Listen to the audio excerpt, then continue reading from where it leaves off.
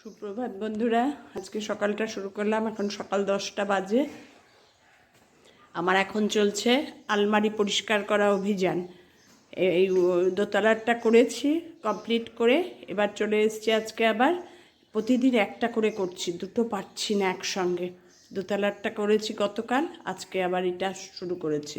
ঝুম্পা চলে গেল, ঝুম্পা চলে যাওয়ার পর, কারণ আজকে 3 তালা মোছার ছিল, মুছে টুছে দিয়ে চলে গেল।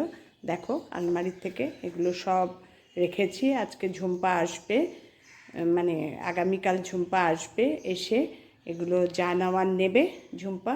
তারপরে এগুলো দেখি আবার কাকে কি দেব।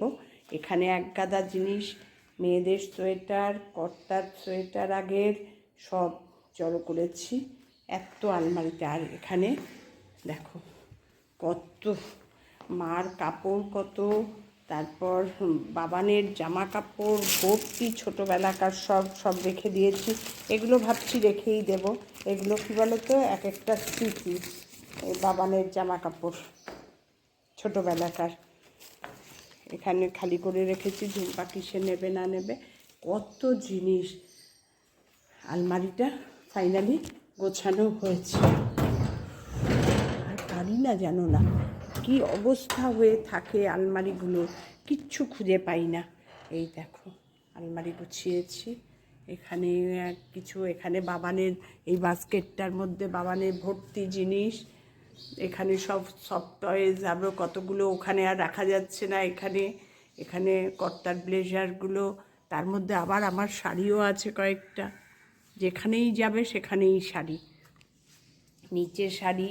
আর নিচটায় রেখেছি সব সোয়েটার টোয়েটারগুলো, সেগুলো আর দোতলায় কিচ্ছু রাখিনি। এখানে আরও খালি করে রেখেছি। আরও যে কটা হবে নিচ থেকে এনে এখানে ভর্তি করব। কারণ 3তলায় তো সবসময় ওঠা হয় না, যেগুলো খুব কম ইউজ হয় সেগুলোই 3তলায় রাখি। আমার যেন শান্তি লাগছে, তাই তোমাদের সঙ্গে একটু শেয়ার করলাম যে সব পরিষ্কার করে এখন যেন এখন কি বলো তো, যেটাই বলবো সেটাই খুঁজে পেয়ে যাব। মেয়েদের এক গাদা ড্রেস, আর এত দামি দামি ড্রেসগুলো শখ করে বানিয়েছিল, ওগুলো কাউকে দিতেও বাজে লাগে। এই যেমন একটা মেয়ের এই ড্রেস, বড় মেয়ের, নেভি ব্লু কালার আর হোয়াইটের মধ্যে, ওটা রেখে দিয়েছি। আসুকও, ও যেদিন আসবে মনে থাকলে তবেই দেখাবো। এই আজকের 3তলার আলমারিটা পরিষ্কার করলাম, তোমাদের দেখালাম। এরপর যা করব তাই আবার দেখাবো। চলো, সকালটা শুরু করলাম আলমারি পরিষ্কার নিয়ে। এরপরে আজকে রান্না করব। যে আজকে আর রান্না তো কিছু হবে না, দেখি কি করি।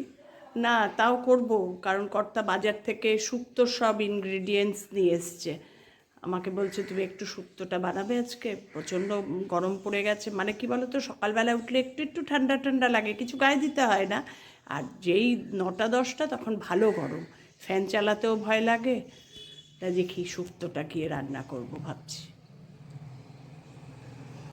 আলমারি গুছিয়ে নিচে নেমে দেখি কর্তার সব জিনিস নিয়ে এসছে, দুজনে মিলে ফটাফট করে কাটলাম, কেটে এখন শুক্তো করব।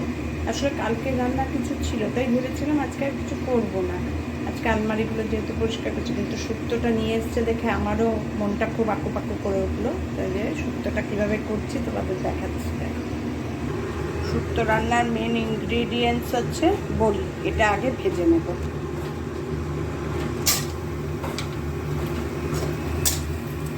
বড়িটা ভেজে তুলে নেব।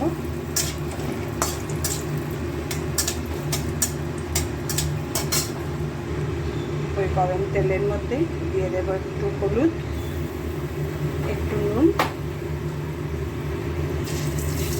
দিয়ে বেগুনগুলো ভেজে নেব। নাহলে না বেগুনগুলো একদম গলে ভূত হয়ে যায়। বেগুনগুলো ভেজে নেব একটু লাল লাল করে। বেগুনগুলো সব লাল লাল করে ভেজে নিয়েছি। এখন নুন হলুদ ছড়িয়ে নিয়েছিলাম বলে নুন কত কম টেনেছে বেগুনে। এবার উচ্ছেগুলো একটু লাল লাল করে ভেজে নেব। উচ্ছেগুলো একটু ভালো ভাজলে কি বলো তো, তিতোটা অনেক কম লাগে। উচ্ছেটা এবার ভেজে নিই ওই তেলেই, তারপরে তুলে রেখে সব সবজি তুলে দেবো। শুক্তোতে দেবো বলে এই পোস্তটা রেডি করেছি। একবার শুকনো ঘুরিয়ে নেব, তারপরে আদা দিয়ে আবার বেটে নেব। এটাই শুক্তোতে মশলা দেবো, আর কিচ্ছু না। উচ্ছেগুলো লাল লাল করে ভেজে নিয়েছি। এবার এগুলো তুলে নেব। এবার ফোড়ন দেব, ওই তেলের মধ্যে 5 ফোড়ন দেব, একটু বেশি দেব। 5 ফোড়ন আমি একটু বেশি ভালোবাসি। আর দেব একটুখানি রাঁধুনি। রাঁধুনি না দিলে না শুক্তোর গন্ধ আসে না। আমি পরে রাঁধুনিও আবার একটুখানি গুঁড়ো করে দেওয়ার চেষ্টা করব, দেখি যদি মনে থাকে, আমি তো ভুলে যাই। এটা একটু ভাজা ভাজা হোক, তারপরে সব সবজিগুলো এক এক করে দিয়ে নুন দিয়ে ঢেকে দেবো।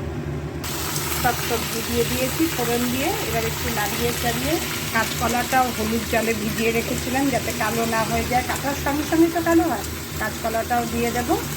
সব দিয়ে এবার নুন দিয়ে ঢেকে দেবো।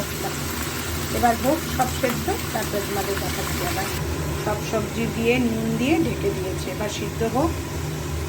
সেই ফাঁকে আমি মশলাটাও বানিয়ে নিই। প্রথমে শুকনো খোলায় পোস্তটা ঘুরিয়ে নিয়েছি। এবার সব আদা দেব, আদা দিয়ে জল দিয়ে এবার আবার ঘুরিয়ে নেব।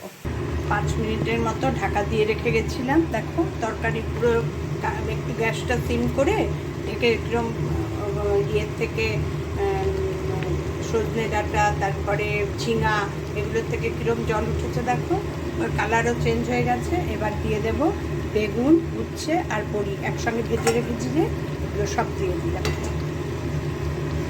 দিয়ে এবার দিয়ে দেবো পোস্তটা যে বেটে রেখেছি, পোস্তটাও দিয়ে দেবো।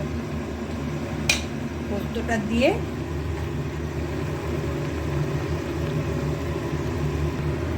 পোস্তর পর ধোয়া জলটাও দিয়ে দেবো। দিয়ে এবার ভালো করে নাড়িয়ে চাড়িয়ে আবার ঢেকে দেব।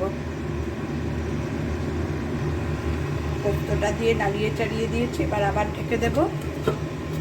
একটু উতলান উঠুক, তারপরে আবার ঝোল দিয়ে ঢেকে দেব। পোস্ত দেওয়ার পর দেখো নাড়িয়ে চাড়িয়ে ঢেকে দিয়েছিলাম, তারপরে কিরম কন্ডিশন। এবার ঝোল দিয়ে দেবো। এবার দেবো হচ্ছে 1 বাটি দুধ। কারণ তোমার শুক্তোতে এই জিনিসটা না দিলে তোমার শুক্তোর টেস্টই আসবে না। অনেকে নারকেল দেয়, আমি আর নারকেল দিলাম না। অনেকে পেঁপে দেয়, আমি পেঁপে দিই না, যেহেতু আমার ছোটো মেয়ে, সবাই শুক্তোটা ভালোবাসে, ছোটো মেয়ে এখনও আনম্যারিড, এর জন্যই আমি পেঁপেটা দিই না। পেঁপেটা বলে নাকি পেঁপের যে কষটা নাকি ইউট্রাসের পক্ষে খারাপ, সেই জন্যই আমি পেঁপেটা দিই না। আর সবই দিই। আমি একটু ঝোল বেশি দিলাম, অনেক সবজি তো ঝোলের পর টেনে নেবে।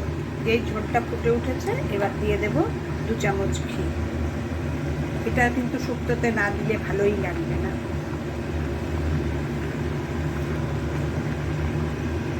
খুব বেশি দেবো না, 2 চামচ ঘি। এবার নাড়িয়ে চাড়িয়ে ঢেকে দেব, সিম আছে হোক। তড়কা পটের মধ্যে নিয়ে নিয়েছি একটু 5 ফোড়ন, একটু মৌরি আর রাঁধুনি, এই 3টে মশলা একসঙ্গে একটু গরম করে মানে ভেজে গুঁড়ো করে উপরে ছড়িয়ে দেবো। ব্যাস হয়ে গেল আমার শুক্তো। এবার এই মশলাটা ভাজলাম যে, ওটা সেই হাম্বল দিস্তা একটু গুঁড়ো করে ওপর দিয়ে ছড়িয়ে ঢেকে স্ট্যান্ডিং টাইমে রেখে দেবো। হোক, ব্যাস আমার শুক্তো কমপ্লিট। আর এই শুক্তোটা কী বলো তো, বাড়ির সবাই ভালোবাসে, সবাই। এবার ঢেকে গ্যাস অফ করে স্ট্যান্ডিং টাইমে রেখে দেবো। যখন প্রায় মিনিট 15-20 পর আবার। আজকে আমার শুক্তো দেখিয়ে রান্না শেষ করলাম। তোমাদের যদি সবার ভালো লেগে থাকে আমার ভিডিও, লাইক কমেন্ট শেয়ার করে দিও। আমার চ্যানেলটা সাবস্ক্রাইব করে নিও। টাটা।